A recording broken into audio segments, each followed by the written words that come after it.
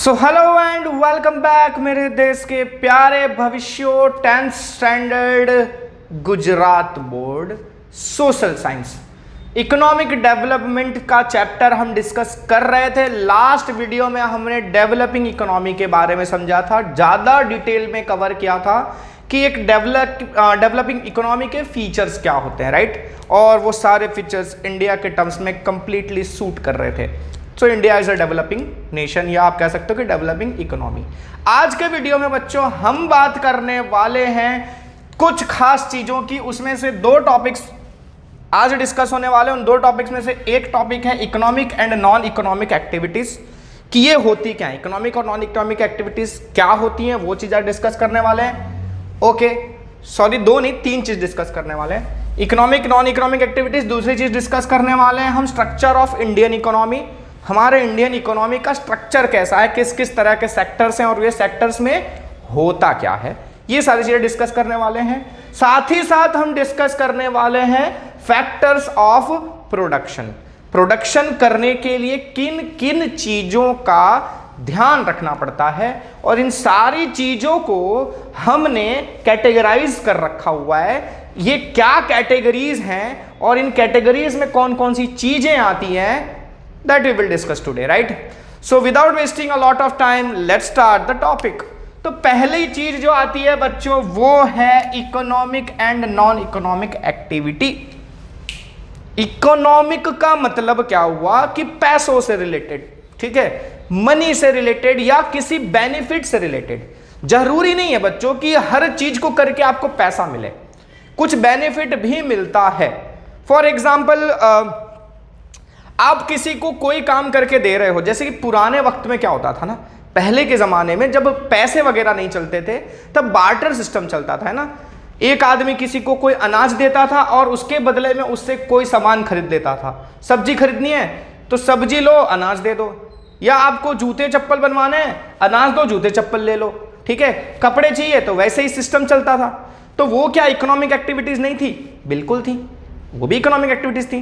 तो economic activity मतलब क्या हुआ कि अगर आप एक काम करते हो, ठीक है, और उसके बदले में आपको कुछ प्रॉफिट मिलता है, ठीक है, आप एक बेनिफिट के इरादे से कोई काम करते हो, दैट इज इकोनॉमिक एक्टिविटी, ठीक है।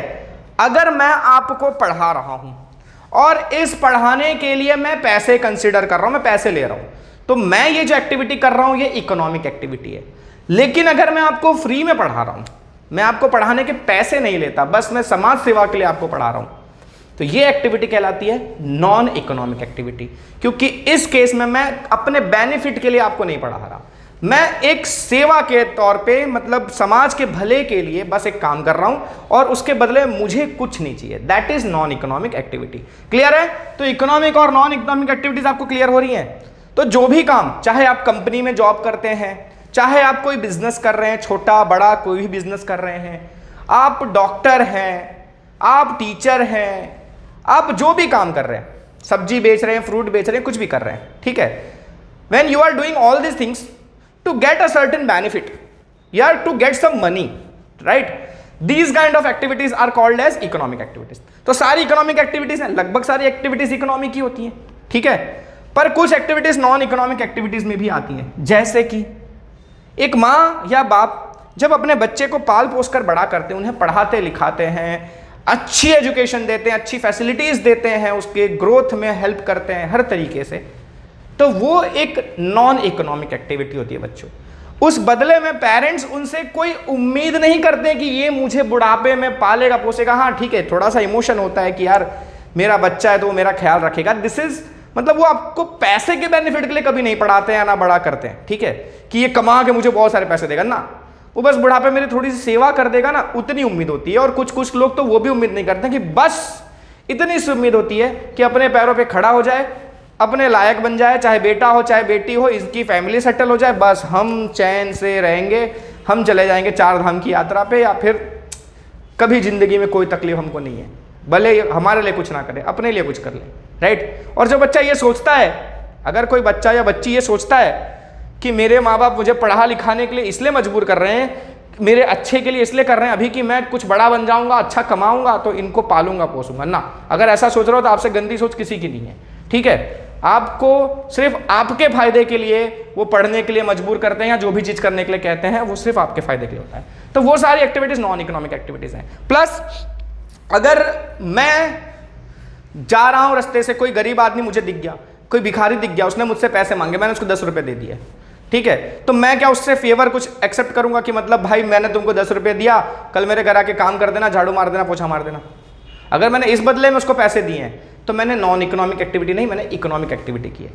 लेकिन अगर मैं पैसे देके चला गया, छोड़ ठीक है भाई जाओ, वो बोले बच्चे बच्चे तुम बहुत बड़े हो, बहुत बड़ा आदमी बनो, हाँ बाबा ठीक है ओके, तो ये क्या है, नॉन इकोनॉमिक एक्टिविटी है। आप देके भूल गए, आपने किसी गरीब की मदद कर दी, या कोई जरूरतमंद था, या आप सपोज डॉक्टर हो, आप लाखों लोगों का इलाज कर रहे हो, उसमें से 1-2 पेशेंट्स ऐसे आए जो गरीब हैं, आप उनका इलाज नहीं, मतलब वो लोग अच्छा पैसा देके इलाज नहीं करवा सकते, आपने उसको फ्री में इलाज कर दिया, तो ये भी एक तरह का नॉन इकोनॉमिक एक्टिविटी हुआ। क्लियर है? ओके। अब अपन बात करते हैं स्ट्रक्चर ऑफ इंडियन इकोनॉमी की।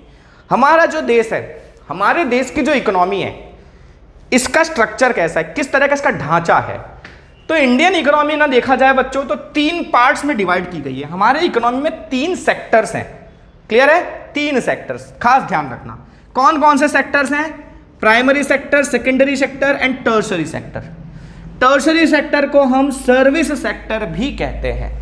क्लियर है? जा रही है ना बात दिमाग में? कंसंट्रेशन यहां पर होना चाहिए, इधर उधर नहीं। तो पहले बात करते हैं अपने पहले वाले सेक्टर की, जिसे अपन कहते हैं प्राइमरी। प्राइमरी नाम क्यों दिया गया है? प्राइमरी इसलिए नाम दिया गया क्योंकि ये बहुत ही बेसिक है। आप जब स्टार्ट करते हो एजुकेशन, जूनियर्स छोड़ दो, फर्स्ट सेकंड थर्ड स्टैंडर्ड, ये सब आपका प्राइमरी एजुकेशन कहलाता है ना, शुरुआती दौर की एजुकेशन। तो जो शुरुआती दौर की इकोनॉमी है, जो इकोनॉमी का बेस है, पूरी इकोनॉमी का जो बेस है, जिसने पूरी इकोनॉमी को खड़ा कर रखा है अपने कंधों पे, वो है हमारा प्राइमरी सेक्टर। इनमें क्या क्या आता है? क्रॉपिंग वगैरह, खेती वगैरह, पोल्ट्री वगैरह, समझते हो ना, वो मुर्गी वगैरह पालते हैं जिससे चिकन बिकन या अंडे वगैरह आपको सप्लाई किए जाते हैं, उसके लिए पोल्ट्री फार्मिंग की जाती है। ये सब फार्मिंग ही है। फिशरी, मछली वगैरह पाला जाता है। कैटल ब्रीडिंग, जानवरों को पाला भी जाता है, साथ साथ उनकी ब्रीडिंग करवा के हाइब्रिड एनिमल्स बनाए जाते हैं, ताकि अच्छी ब्रीड के एनिमल्स होंगे तो ज़्यादा मिल्क देंगे या ज़्यादा मीट वगैरह भी मिलेगा। इस तरह के पर्पज से एनिमल्स की ब्रीडिंग की जाती है, that is cattle breeding. Collection of forest products, जंगलों से हमको बहुत सारे प्रोडक्ट्स मिलते हैं, लकड़ियाँ मिलती हैं, लकड़ियों के अलावा गम्स, रेजिन्स, ठीक है, फिर वहाँ से कुछ मेडिसिनल हर्ब्स भी मिलते हैं, श्रब्स भी मिलते हैं। तो इन चीज़ों को जो कलेक्ट किया जाता है, ये भी एक तरह का प्रोसेस है। वो क्या है आपका प्राइमरी एक्टिविटी में आता है। फर्नीचर वगैरह के लिए भी आप लकड़ियाँ ले आते हो काट वगैरह के करके, तो that is primary activity. Okay, that is ये सारी चीज़ें किस में आती हैं? प्राइमरी सेक्टर में आती हैं। साथ ही साथ माइनिंग वगैरह। अब बड़ी बड़ी मशीनरीज अगर बनाओगे, उसके लिए जो मेटल्स वगैरह यूज़ कर रहे हो, वो मेटल्स कहाँ से आते हैं? जमीन में से तो आते हैं। जमीन में से खोद करके निकाला जाता है, माइनिंग की जाती है, ठीक है। तो ये जो मिनरल्स को निकालने का या मेटल्स को निकालने का जो प्रोसेस है, दैट इज माइनिंग। और ये माइनिंग का प्रोसेस भी आपका प्राइमरी सेक्टर में आता है। तो मैंने आपको क्या कहा कि जो बेस है पूरी इकोनॉमी का, जो बेस है वो है प्राइमरी सेक्टर। इसीलिए कहा क्योंकि देखो सेकेंडरी सेक्टर में क्या आता है? मैन्युफैक्चरिंग आता है। आप कोई भी चीज बनाओगे, इंडस्ट्रीज आती हैं, ठीक है, तो इनको बनाने के लिए, कोई भी चीज को बनाने के लिए रॉ मटेरियल तो चाहिए ना। आप ये चीज कैसे तैयार करो यार? कपड़े कैसे बनाओगे आप? वो कॉटन से या वुल से या इन्हीं चीज़ों से बनाओगे। आप मशीन्स कैसे बनाओगे? मेटल्स की मदद से। तो ये मेटल्स आप कहाँ से ला रहे हो? माइनिंग करके ला रहे हो। आप कॉटन वगैरह कहाँ से लाते हो? फार्मिंग करके लाते हो, ठीक है। तो इनके जो रॉ मटेरियल्स है वो कहाँ से आ रहे हैं? प्राइमरी में से आ रहे हैं। तो ये इंडस्ट्रीज प्राइमरी पर तो डिपेंडेंट है ना। इसलिए मैंने बोला कि सबसे बेसिक सेक्टर जो है हमारा वो प्राइमरी सेक्टर होता है। क्लियर है? लगभग सारे रॉ मटेरियल्स हम यहीं से ले आते हैं। क्लियर है? पक्का? ओके। अब बात करते हैं अपन सेकेंडरी सेक्टर की। सेकेंडरी सेक्टर में क्या होता है? पहले ही मैंने बता दिया कि मैन्युफैक्चरिंग होती है। Manufacturing, small pin to gigantic machines, छोटा सा पिन, सुई से लेकर बड़ी बड़ी मशीनें हम बनाएं, चाहे हम एरोप्लेन्स बनाएं, चाहे हम स्पेस शटल बनाएं, चाहे हम सैटेलाइट्स बनाएं, ठीक है, जो भी चीज़ें बनाएं हम, ये सारी चीज़ें आती हैं मैन्युफैक्चरिंग में, जिसको सेकेंडरी सेक्टर कहा गया है। इसे मैन्युफैक्चरिंग सेक्टर भी कई बार कहा जाता है क्योंकि यहाँ सारा का सारा खेल मैन्युफैक्चरिंग का है, ठीक है। यहां से रॉ मटेरियल लाओ, यहां मैन्युफैक्चरिंग करो, ठीक है, पक्का। ये बच्चों देखा जाए ना तो जो डेवलप्ड कंट्रीज हैं, डेवलप्ड कंट्रीज होती है ना, उसमें ये सेक्टर बहुत ज्यादा तगड़ा होता है, बहुत स्ट्रांग होता है। और जो डेवलपिंग कंट्रीज होती है ना, उसमें ये वाला सेक्टर ज्यादा डोमिनेंट होता है। ज्यादातर लोग जो होते हैं ना, वो इस सेक्टर पे डिपेंडेंट रहते हैं अपनी इनकम के लिए। अपने डेवलपिंग कंट्रीज के फीचर्स पढ़े थे, उसमें हमने ये डिस्कस किया था कि इंडिया की लगभग 60% से ज़्यादा जो पॉपुलेशन है वो एग्रीकल्चर पर डिपेंड करती है, और लगभग हर डेवलपिंग कंट्री का ये एक प्रॉब्लम है कि उसकी मेजॉरिटी जो पॉपुलेशन है उस देश की, वो एग्रीकल्चर पर डिपेंड करती है ना। और एग्रीकल्चर आपका किस सेक्टर में है? प्राइमरी सेक्टर में। तो मैं ऐसा कह सकता हूँ कि ज़्यादातर पॉपुलेशन प्राइमरी सेक्टर से जुड़ी हुई है, ठीक है। और इस सेक्टर में इनकम कम होती है, ठीक है। ये सेक्टर देखा जाए तो बेस है हर किसी का, लेकिन यहाँ जो इनकम है ना बच्चों, वो बहुत कम होती है।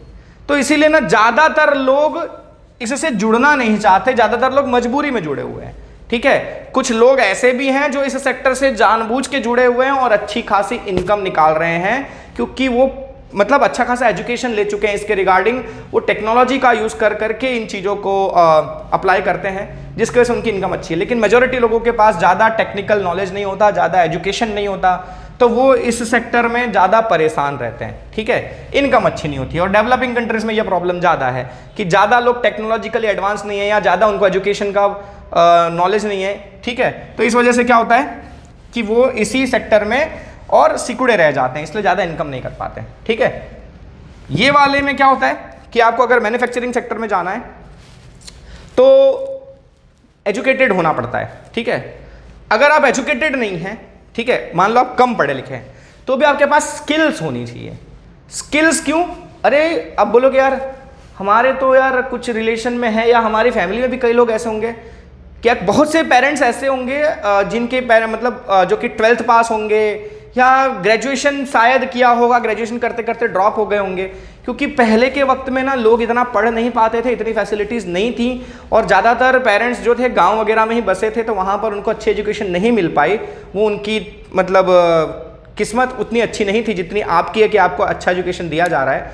तो वो लोग देखोगे मैन्युफैक्चरिंग सेक्टर में जुड़े हुए हैं, तो कैसे कर रहे हैं वो लोग मैन्युफैक्चरिंग सेक्टर में काम? क्योंकि देखो थोड़ा तो पढ़े लिखे हैं, राइट, उसके अलावा उनके पास कुछ तो स्किल होगी, है ना।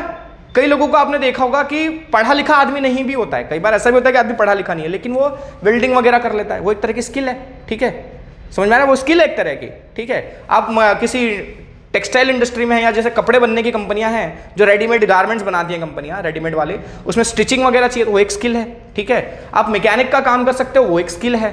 तो स्किल तो आनी चाहिए ना आपको, या तो आप पढ़े लिखे रहो या तो आप स्किल्ड हो, किसी चीज का नॉलेज हो, आपको कोई एक टेक्निक आपने सीखी हुई हो, ठीक है। तो वो सारी चीजें आप इस सेक्टर में अप्लाई करके पैसे कमा सकते हो। यहां इनकम अच्छी मिलती है क्योंकि बड़े बड़े स्ट्रक्चर्स बनते हैं, बड़ी बड़ी चीजें बनती हैं, तो पैसा ज्यादा होता है उसका, इसलिए लेबर चार्जेस यहां पर ज्यादा होते हैं और लोगों को पैसे अच्छे खासे मिल जाते हैं। क्लियर है। और डेवलप्ड कंट्रीज में ये फैक्टर बहुत स्ट्रांग है, ये चीज बहुत ज्यादा अपने को देखने को मिलती है। अपन ने डेवलपिंग के जो फीचर्स डिस्कस किए थे, अपन ने उसमें डिस्कस किया था ना कि ये जो डेवलपिंग कंट्रीज होती हैं वो क्या करती हैं, ये वाली चीजें एक्सपोर्ट करती हैं, जिसकी वजह से पैसा बहुत कम मिलता है, और इस सेक्टर वाली चीजें इंपोर्ट करती हैं जो कि महंगी महंगी होती हैं, है ना। इसीलिए इनके ऊपर कर्जा भी बढ़ जाता है डेवलपिंग कंट्रीज पे, डिस्कस किया था ना अपन ने। हाँ, तो वही चीज है कि ये सेक्टर को थोड़ा ज़्यादा ग्रो करने की ज़रूरत है हमारे देश में, जिससे हमारा देश और थोड़ा एडवांस हो जाए, ठीक है। वैसे इस सेक्टर को भी अगर मजबूत किया जाए तो उसका इफेक्ट देखने को मिलेगा, बट ये भी इंपॉर्टेंट है। ओके, तो ये हो गई सेकेंडरी सेक्टर की बात। अपन चलते हैं अब टर्शरी यानी कि सर्विस सेक्टर पे। तो भाई रॉ मटेरियल लाया, मैन्युफैक्चरिंग कर दिया, हो तो गया, इसका क्या काम है भाई साहब? ये बहुत ही इंपॉर्टेंट सेक्टर है, और आज की डेट में अगर देखा जाए ना तो सबसे ज्यादा जॉब प्रोवाइड करने वाला सेक्टर है। ज्यादा से ज्यादा लोगों को एम्प्लॉयमेंट इस सेक्टर से मिलती है, ठीक है। ये सेक्टर बहुत से लोगों को एब्जॉर्ब कर सकता है, ठीक है। इसमें बहुत कुछ आता है, बैंकिंग के साथ इंश्योरेंस भी आता है, ठीक है। फिर एजुकेशन का है, स्कूल्स, कॉलेजेस या जो भी रिसर्च इंस्टीट्यूट्स हैं, हेल्थ, चाहे जैसे कि आपका मेडिकल स्टोर्स हो गए, या फिर आप कह सकते हो कि डॉक्टर्स हो गए, हॉस्पिटल्स हो गए, ठीक है, ये सारी चीज़ें। हेल्थ, टूरिज्म कैसे? अरे आप जगह जगह घूमने जाते हो, ठीक है, आप किसी जगह पर घूमने जाते हो तो वहाँ पर क्या होता है कि आप रहोगे, रहोगे तो होटलों में रुकोगे तो उस होटल वालों को पैसा दोगे तो वो लोगों को एम्प्लॉयमेंट मिली है। आप खाना खाते हो तो जो लोग खाना बनाते हैं उनको एम्प्लॉयमेंट मिली है। आप किसी जगह पर गए, वहाँ की कोई फेमस चीज़ है, जैसे वहाँ पर कुछ फॉर एग्जाम्पल अगर मैं बता दूँ, बनारस में बनारसी साड़ी है, ठीक है, गुजरात के पाटन में पटोला है, ठीक है, ऐसे अलग अलग जगहों पर अलग अलग चीज़ें फेमस होती है। तो आप वहाँ जाते हो तो वहाँ से वो चीज़ें खरीदते हो, तो उस इंडस्ट्री से जो जुड़े हुए लोग हैं उनको भी इनकम मिलती है, यानी कि उनका भी एम्प्लॉयमेंट का काम हो जाता है। समझ में आ रहा है? तो टूरिज्म भी एक बहुत ही अच्छा सोर्स ऑफ इनकम है, ठीक है। और ये टूरिज्म हमारा किस में जाता है? टर्शरी सेक्टर में आता है। क्लियर है? एंटरटेनमेंट वगैरह, आप मूवीज़ वगैरह देखते हो, ठीक है, मल्टीप्लेक्सेस में या जहाँ भी जाते हो वहाँ पर 150, 200, 250, 400 रुपये अलग अलग चार्जेस के टिकट लेते हो। फिर पॉपकॉर्न वगैरह अलग से खरीदते हो, 200 रुपये का टिकट होता है, 600 रुपये का पॉपकॉर्न खरीद के खा लेते हो, ठीक है। वो बात अलग है, बाद में पछतावा होता है। वो क्या, उधर जाते हैं तो अंदर का अमीर बाहर आता है, ठीक है। घर पे आते हैं ना अपन, वो बाहर वो लोग लारी पे भूज के देते हैं ना, वहाँ अपन को 50 रुपये का भी पॉपकॉर्न खरीदने में 10 बार सोचना पड़ता है। 50 रुपये में तो इतना देंगे ना वो लोग, खाते खाते ना मतलब दिन बीत जाएगा तुम्हारा, इतना देते हैं। लेकिन वही अपन वो 200-250 में चीज़ पॉपकॉर्न वगैरह वगैरह खरीदते हैं, 10 मिनट में खत्म। लेकिन वहाँ क्या, थिएटर में अमीर आता है ना बाहर, बताया ना मैंने। ओके, तो ये सारी चीज़ें हमारी टर्शरी सेक्टर में, इसके अलावा और भी बहुत कुछ है, ठीक है। तो ये टर्शरी सेक्टर क्या करते हैं बच्चों, पता है? इन सेक्टर्स को ना सपोर्ट प्रोवाइड करते हैं। कैसे सपोर्ट प्रोवाइड करते हैं? ये क्या बात हो गई? अरे भाई, एजुकेशन है, सबसे इंपॉर्टेंट तो एजुकेशन ही है। आदमी पढ़ा लिखा रहेगा, उसको आप पढ़ा लिखा रहे हो तो वो एजुकेशन से जुड़ा है, या आप उसको स्किल दे रहे हो कोई चीज़ का, आप उसको वेल्डिंग करना सिखा रहे हो, आप उसको गाड़ी बनाना सिखा रहे हो, आप उसको एसी बनाना सिखा रहे हो, कुछ भी रिपेयर करना सिखा रहे हो, कपड़े सिलना सिखा रहे हो, कुछ भी सिखा रहे हो, स्किल भी सिखा रहे हो, वो भी तो एजुकेशन में आ रहा है। समझ में आ रहा है? तो आप लोगों को तैयार कर रहे हो इन सेक्टर्स में काम करने के लिए, ठीक है। और एग्रीकल्चर, बोलोगे एग्रीकल्चर के लिए पढ़ना लिखना थोड़ी जरूरी है? भाई जरूरी है। पहले के वक्त में होता था, लोग पढ़े लिखे नहीं होते थे, एजुकेशन में जीरो होते थे, फिर भी फार्मिंग कर लेते थे। आजकल टेक्नोलॉजी का जमाना है, आजकल नई नई टेक्निक्स आ गई हैं, हाइब्रिड सीड्स आ गए हैं, अलग अलग फर्टिलाइजर्स हैं, हर चीज़ का यूज़ करने का आपको थोड़ा तो नॉलेज होना चाहिए। और अगर आप पढ़े लिखे हो तो आप अच्छे से ग्रोथ कर सकते हो इस सेक्टर में भी। जैसे आपने ऑर्गेनिक फार्मिंग वगैरह सुना होगा, आज ऑर्गेनिक टेक्निक से फार्मिंग होती है, अच्छा खासा प्रोडक्शन निकलता है और वो हार्मफुल भी नहीं होते वहाँ से जो प्रोडक्ट मिलते हैं हमको, ठीक है। पोल्ट्री वगैरह करनी है आपको, कैटल ब्रीडिंग वगैरह करनी है, तो आपको नॉलेज होना चाहिए ना इन चीज़ों का। अगर आप एजुकेटेड हो तो ये नॉलेज बहुत आसानी से गेन कर सकते हो और इस सेक्टर में बहुत अच्छे से ग्रो कर सकते हो, ठीक है। तो ये दोनों सेक्टर के लिए लोगों को रेडी कर रहा है। समझ में आ रहा है? पक्का? साथ साथ हेल्थ, भाई यहाँ काम करने वाले लोग बीमार नहीं होते हैं क्या? यहाँ करने वाले लोग बीमार नहीं होते हैं क्या? होते हैं ना। तो उनके लिए हेल्थ फैसिलिटी चाहिए, बैंक की जरूरत नहीं पड़ती क्या? इनको सबको लोन चाहिए, है ना। एट अ टाइम कुछ बड़ा खर्चा है, उसके लिए लोन लेना पड़ता है। वो लोन वगैरह कौन देगा? बैंक देगा। अच्छा चलो, बैंक ने लोन दे दिया, उसके अलावा क्या कर, कुछ प्रॉब्लम आ गया, हमारा बिजनेस नहीं चला या हमारा इस साल फसल बर्बाद हो गई, तो उसके बदले में हमको कुछ राहत मिलनी चाहिए ना। इंश्योरेंस कौन देता है? यहाँ से ही आता है ना। समझ में आ रहा है? क्लियर है? तो देखा जाए तो ये सेक्टर्स, इन दोनों सेक्टर्स को बहुत ही स्ट्रॉन्ग सपोर्ट प्रोवाइड करते हैं। क्लियर है? तो primary, secondary and tertiary sectors हैं इंडियन इकोनॉमी के। इतना क्लियर हो गया आपको? ओके, अब चलते हैं अपन कहां पर? फैक्टर्स। 1 मिनट लगता है, हिल गया, थोड़ा सा हिल गया। ओके, तो फैक्टर्स ऑफ प्रोडक्शन। बच्चों, अगर आपको कोई चीज बनानी है, आपको एक मार्कर बनाना है, आपको एक बोर्ड बनाना है, आपको कुछ भी बनाना है, ठीक है, तो आपको इन 4 चीज़ों की जरूरत पड़ेगी, ठीक है। ये 4 फैक्टर्स कहलाते हैं प्रोडक्शन के। कुछ भी प्रोडक्शन करना है आपको, कुछ भी, ठीक है, उसके लिए 4 फैक्टर्स कंसीडर करने पड़ेंगे। इनके बिना प्रोडक्शन नहीं होता, ठीक है। और वो 4 फैक्टर्स कौन कौन से हमारे? Land, capital, labour, entrepreneurship. इसको कई लोग एंटरप्रेन्योरशिप कहते हैं, कई लोग एंटरप्रेन्योरशिप कहते हैं। एंटरप्रेन्योरशिप नहीं पढ़ेंगे, एंटरप्रेन्योरशिप, ठीक है। प्रेन्योरशिप, ठीक है। ओके, अब ये चारों में क्या क्या आता है ये हमको अगर याद नहीं रहता तो उसके लिए मैंने आपको बगल में उसके सब्स्टिट्यूट वर्ड्स दे दिए हैं ताकि आपको तुरंत क्लिक हो कि अच्छा इसका मतलब क्या हुआ, ठीक है। लैंड मतलब नेचुरल टूल। ये क्या बात होगी नेचुरल टूल? अच्छा, लैंड मतलब आप यही समझते हो जमीन, है ना, एक जमीन का टुकड़ा। ओके, तो इसमें जमीन कहां से आई प्रोडक्शन में? जमीन का क्या रोल है? अरे यार, हर चीज में जमीन का रोल है। अच्छा, फिर सोचोगे हाँ, एक कंपनी खड़ी करनी है तो जमीन तो चाहिए, हवा में तो कंपनी खड़ी नहीं होगी, है ना। अच्छा, लेकिन सिर्फ जमीन ही नहीं आता लैंड में। जब आप इकोनॉमिक्स की बात करते हो इकोनॉमिक्स में लैंड का मतलब वो हर चीज जो हमको जमीन से मिल सकती है। जैसे आपको मिनरल्स वगैरह मिल रहे हैं, है ना, मेटल्स वगैरह के लिए हमको मिनरल्स खोद के निकालने पड़ते हैं, ठीक है, या जो भी फर्दर ग्रोथ के लिए आपको अगर ये भी ग्रो करना है, मतलब फार्मिंग वगैरह करनी है, उसके लिए भी लैंड चाहिए, लैंड से मिलने वाले मिनरल्स वगैरह चाहिए, फर्टिलाइजर वगैरह बनाने के लिए भी मिनरल्स चाहिए होते हैं हमको, है ना। तो जो भी हैं, ठीक है, जो भी चीज़ें हमको लैंड से मिलती हैं, वो सारी चीज़ें जो नेचुरल चीज़ें हैं, ठीक है, जो नेचुरल चीज़ें हैं जिनका यूज होता है प्रोडक्शन में, उन सारी चीज़ों को हम लैंड में काउंट करते हैं, ठीक है। सिर्फ जमीन नहीं, सिर्फ जमीन नहीं, वो सारी नेचुरल चीज, ध्यान से सुनना, वो सारी नेचुरल चीज जो चीज जरूरी है किसी चीज के प्रोडक्शन में, उन सारी चीजों को हम लैंड ही कहते हैं इकोनॉमिक्स की भाषा में। क्लियर है, पक्का? इसलिए मैंने लिख दिया नेचुरल टूल। फिर बात करते हैं अपन कैपिटल की।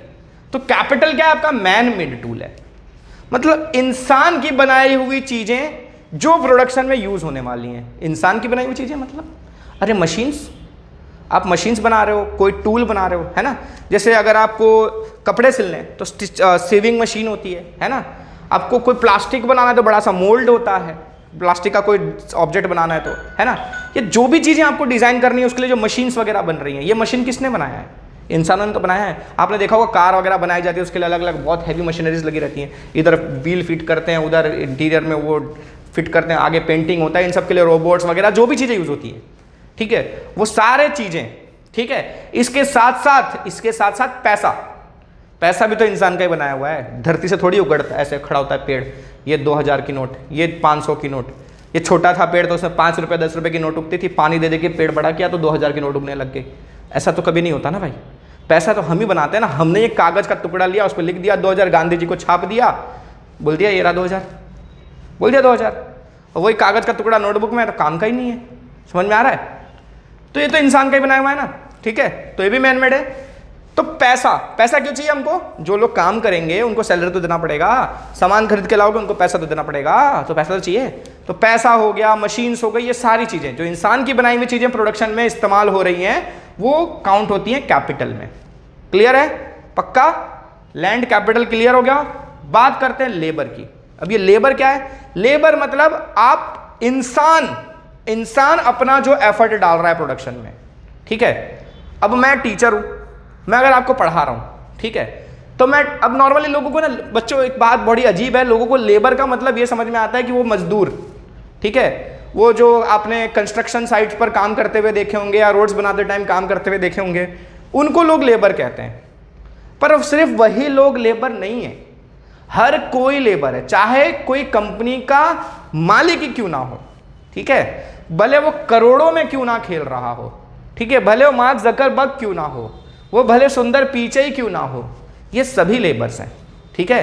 लेबर का मतलब होता है वो इंसान या इंसान की मेहनत, इंसान का नॉलेज, इंसान का स्किल जो भी यूज हो रहा है, दैट इज लेबर।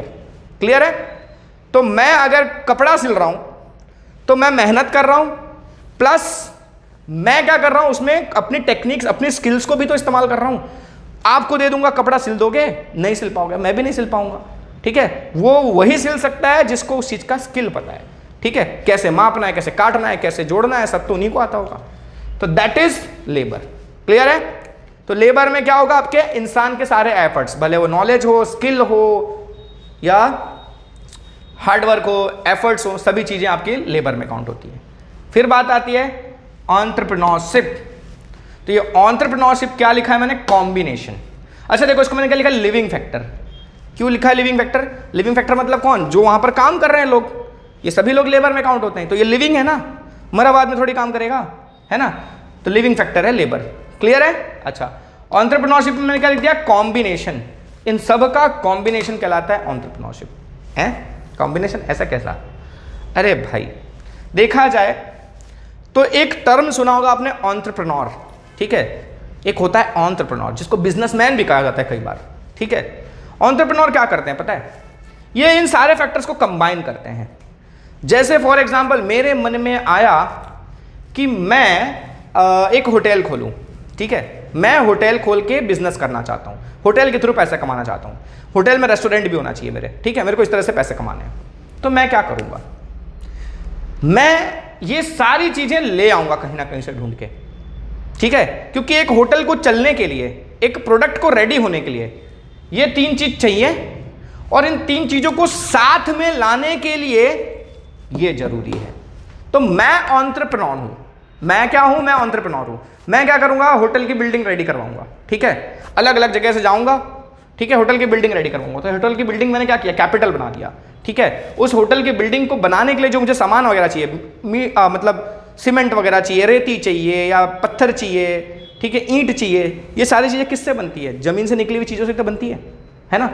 तो वो सारी चीजें क्या होंगी? आपकी लैंड में आएंगी, ठीक है। और लैंड तो वैसे भी नॉर्मल वाला लैंड भी चाहिए जिसपे अपने को बिल्डिंग खड़ी करनी है, समझ में आ रहा है। तो लैंड मैं ले आया, मैं कैपिटल ले आया, ठीक है, मुझे पैसे लगेंगे प्लस मुझे मशीनरीज लगेंगी, ठीक है। तो ये सारी चीजें मेरी कैपिटल में आ गई। फिर लेबर्स तो मुझे हर तरीके से चाहिए। कैसे?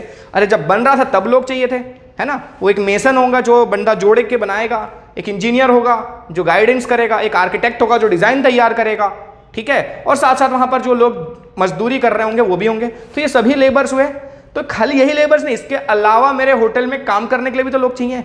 कोई रिसेप्शन हैंडल करेगा, मेरे कोई रेस्टोरेंट को हैंडल करेगा, रेस्टोरेंट में कुक चाहिए, सर्व करने के लिए लोग चाहिए मुझे, ठीक है। मुझे और भी स्टाफ चाहिए जो बाकी चीज़ों मैनेज करे, कोई बैंक मेरा अकाउंट्स मैनेज करे, ये सारी चीज़ें देखे, ठीक है। तो ये सभी लोग मेरे लेबर्स हुए, ठीक है। अब ये लोग क्या, जैसे कि मैंने एक होटल के मैनेजर को चुन लिया पहले ही, ठीक है, बोल दिया होटल का मैनेजर है। अब वो मेरे लेबर को नहीं जानता, ठीक है, वो लेबर को नहीं जानता। अपने आप क्या सब मिलके काम करने लगेंगे? नहीं ना, उनको काम करवाने के लिए, उनको आपस में लिंक करने के लिए कोई तो होना चाहिए। तो कौन करेगा? मैं करूंगा ना सबको लिंक। मैं बताऊंगा ये मैनेजर है, भाई देखिए जो बोलेगा ये करना, ठीक है। मैं बताऊंगा देखो ये इंजीनियर साहब है, ये जो बताएंगे ये करना, ठीक है। मैं बोलूंगा ये आर्किटेक्ट ने ये डिजाइन फाइनल किया, मैं इंजीनियर को बोलूंगा ये आर्किटेक्ट का डिजाइन फाइनल हुआ है, आपको इस तरह से करवाना है, तो वो मेरी बात मानेगा ना। कोई भी आर्किटेक्ट कोई भी इंजीनियर को मिलकर बोलेगा ये बना दे दो होटल, तो ऐसे थोड़ी होगा, समझ में आया। तो मैं वहां पर इन सबको जोड़ रहा हूं, ठीक है। तो मैं हूं एंटरप्रेन्योर, और मैं ये जो प्रोसेस कर रहा हूं इन सबको कंबाइन करने का, वो कहलाता है एंटरप्रेन्योरशिप। ये प्रोसेस है, और इस प्रोसेस को जो करता है वो एंटरप्रेन्योर है। क्लियर है? क्या है प्रोसेस? इन सबका कॉम्बिनेशन। क्लियर है? तो मेरे ख्याल से इतना सारा टॉपिक आपको समझ में आ गया होगा। कोई भी प्रॉब्लम है, अच्छा लग रहा है, बुरा लग रहा है, जो भी है, please mention in the comment section. और अगर लगता है लोगों तक पहुंचाना है तो please share it with others. And बस आज के लिए इतना ही। मन लगा के करते रहो पढ़ाई। मिलते हैं नेक्स्ट वीडियो में, तब तक के लिए भाइयों बहनों tata bye bye, see you and जय हिंद।